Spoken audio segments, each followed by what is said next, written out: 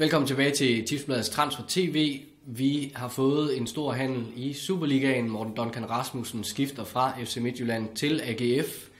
Og det gør han med det samme. Han havde kontraktudløb til sommer. Og FC Midtjylland har så scoret 1,5 millioner kroner på at sælge Morten Duncan Rasmussen. 30 år, fylder snart 31.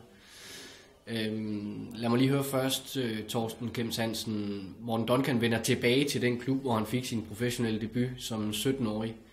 Hvad betyder det for AGF at få en spiller som Morten Duncan Rasmussen?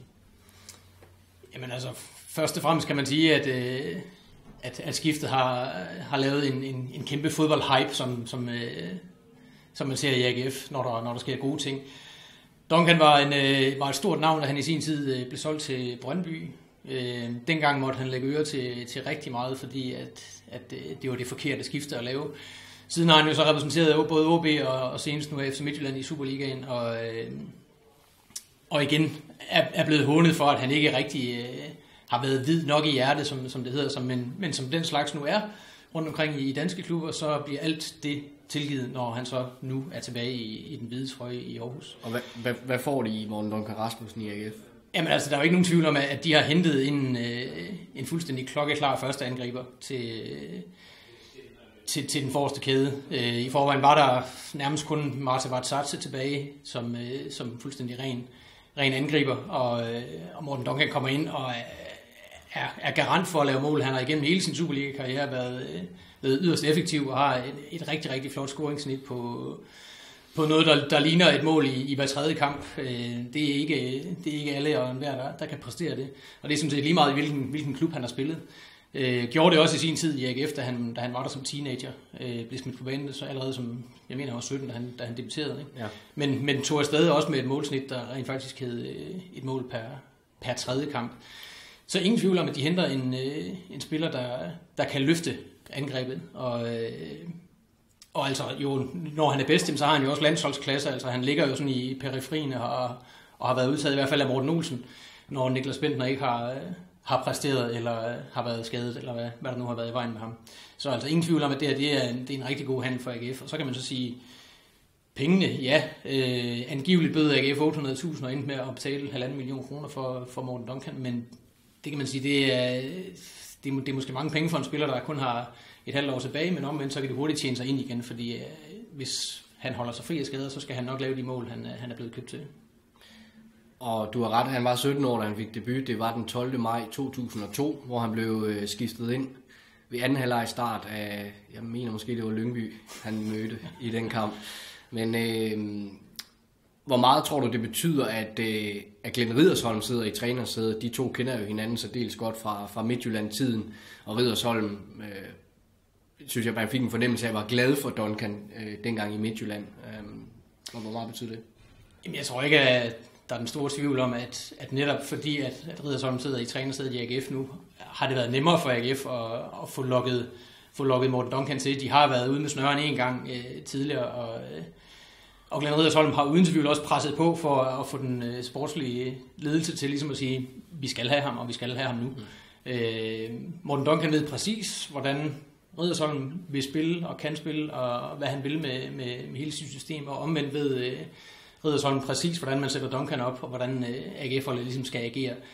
Det hele vil ikke blive lagt an på, at Morten Duncan er i klubben, men alligevel vil det få en kæmpe stor betydning, fordi at nu handler det altså om, at AGF lige pludselig har en reel trussel i feltet, og har en super stærk og fysisk stor boksspiller, som de kan smide nogle indlæg til, og så kan han gøre ret meget ved det derinde. Så selvfølgelig har det en kæmpe stor betydning, at de to de finder sammen igen. Så man så sige, at hvis vi vender den om, så FC Midtjylland står jo nu i en situation, hvor de har mistet det, der i efteråret, og sådan helt generelt de sidste år har været nummer 1 i angrebet.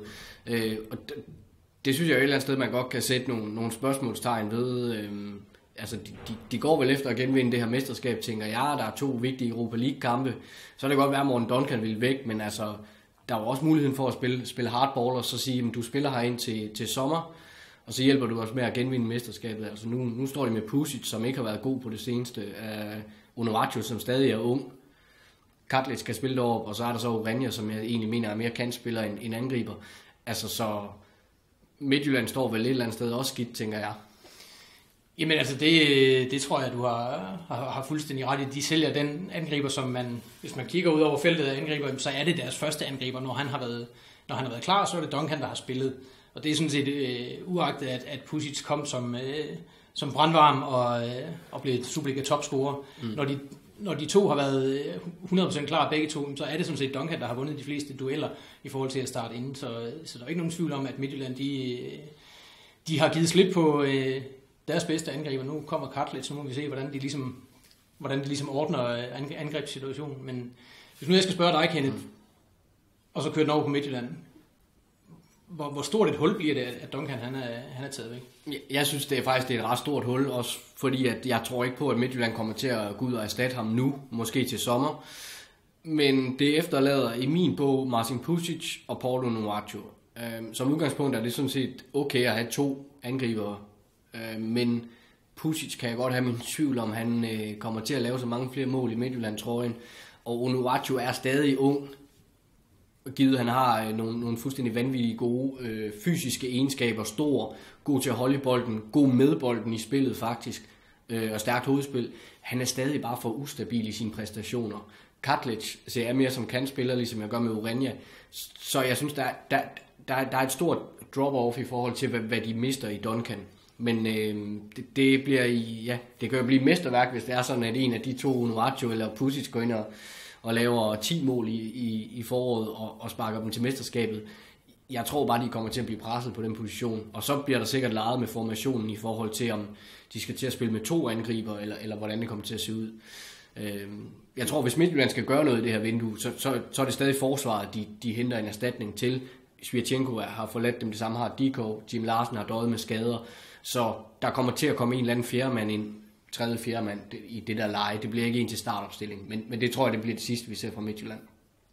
Men vi taler om en dansk mester, vi taler om et hold, der stadigvæk er med i guldkampen. Kan man være bekendt? Kan man tillade sig at sende første angriberne afsted uden at hente noget nyt ind? Jeg kan sige, at de har hentet Kartlic ind. Altså, det er jo alt andet lige en spiller, der også skal spille positionen, og hvis Jes Torup har nogle idéer om, at han skal til at spille mere 4-4-2, så giver det jo et eller andet sted god mening, at du har Onuachu forrest, for eksempel, til at holde fast i bolden, Kartlic til at komme som den her 2-angriber og lave nogle dybe løb. Jeg synes stadig, at de har et 4-1-4-1 hold med Tim Sparv, Christoffer Olsson, Jakob Poulsen på den centrale midtbane, og så sidste år Kartlic på kanterne. Så er spørgsmålet, om Pusic og Onuachu kan løfte den forreste angriber. Jeg synes, det er det store spørgsmålstegn. Kan man være det bekendt? Det kan du jo et eller andet sted godt, hvis det virker. Det er jo selvfølgelig. Jeg tænker bare, at det er en meget, meget fysisk stærk boksangriber. En af de bedste i ligaen, som er væk. De har ikke nogen decideret boksangriber. Kartlic er i hvert fald ikke en boksafløser på den måde. Og Pusic er heller ikke den der store stærke, selvom han godt kan knokle.